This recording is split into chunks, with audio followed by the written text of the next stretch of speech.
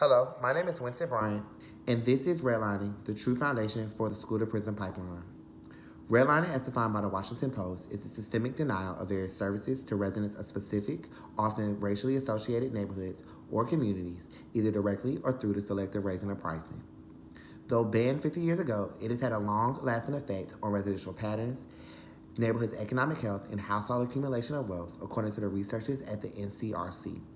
As poverty, crime, and the lack of better health care continue to impact in the black and other minority communities, we must find a variety of solutions that can address and eliminate this problem.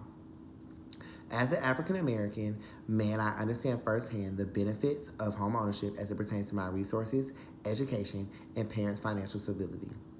We must first understand the history of redlining. This in turn will give our opportunity to propose multiple solutions that will attack the problem head on. With the goal now set, the question that sets up the foundation for this speech is this: how can we, the minority, take control back of our own development, both financially and economically? Let's first unpack and define redlining in its true context. Following the Great Depression, the New Deal created huge economic programs. One program in particular was the Homeowners Loan Corporation, HOLC, put in place to refinance mortgages at low interest rates to prevent foreclosures. The HLLC created color-coded residential security maps for 239 cities that determined a neighborhood as either good or bad investment. Every neighborhood deemed hazardous, including all black communities, were redlined.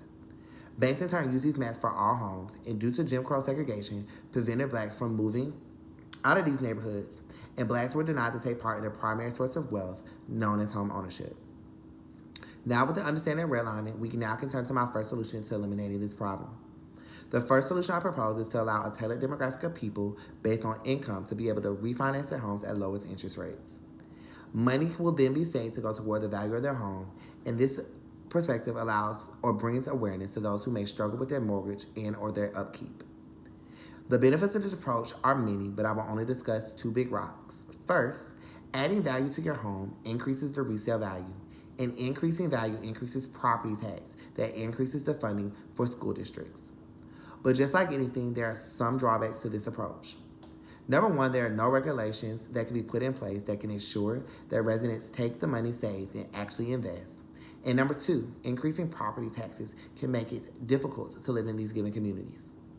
To summarize, the first solution creates an opportunity for homeowners to be able to afford to keep and add value to their home.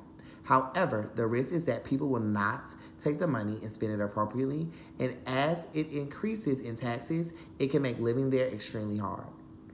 My first solution took on the perspective of home ownership, and now my second solution addresses our issue from the lens of education.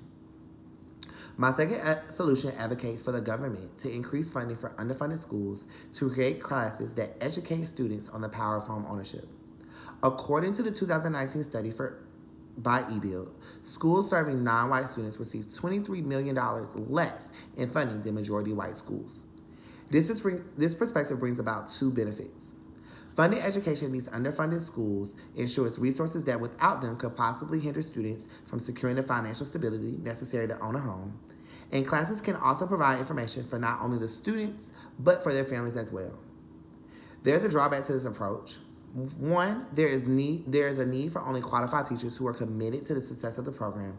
And two, increasing the funding causes an increase in property tax.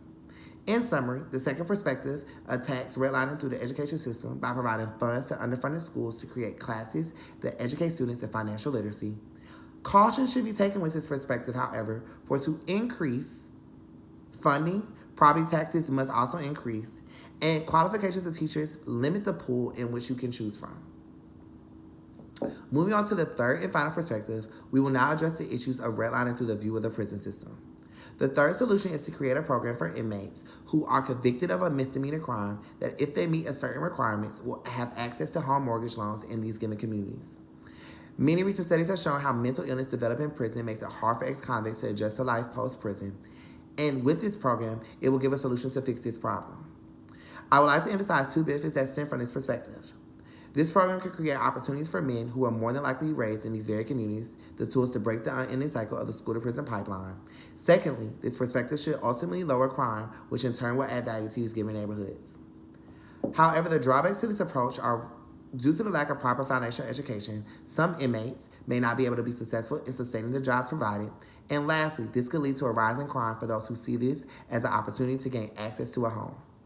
To review, the final perspective or solution gives ex-convicts an opportunity to become active members of society, creating a pathway through a proper education and jobs for them to own a home. However, drawbacks to this approach is the lack of foundational education and the rise in crime to obtain a home. Now that we examine our last solution to addressing the problem of redlining, I will now conclude by reviewing what my speech encompassed. While redlining was banned over 50 years ago, we have discovered today that it still has, at its very core, made it extremely difficult for communities that were deemed hazardous to participate in the primary driver of wealth known as home ownership. The first perspective we explored was to provide lower fixed interest rates to a subset of members in these communities. The second perspective was to increase funding to underfunded schools. And the final solution turned to the prison system and provided ex-convicts who met certain requirements the opportunity to be approved for a home loan. Each of these approaches has advantages and disadvantages. As you consider these solutions and weigh the values they prioritize, ask yourself, what do you think is the best way for us, the people, to address redlining and its impact it has on minority communities?